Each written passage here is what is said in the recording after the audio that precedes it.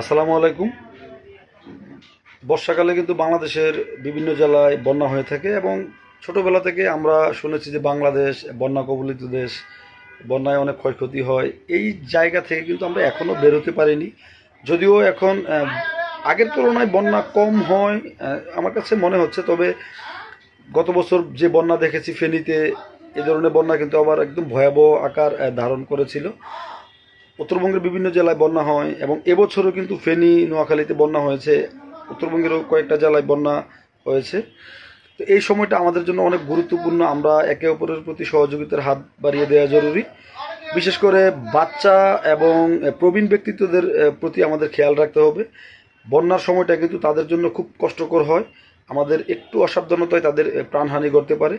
আমরা একে অপরের প্রতি সহযোগিতার হাত বাড়িয়ে দিলে এবং সতর্ক থাকলে অবশ্যই বন্যা পরিস্থিতি সুন্দরভাবে মোকাবেলা করা সম্ভব হবে।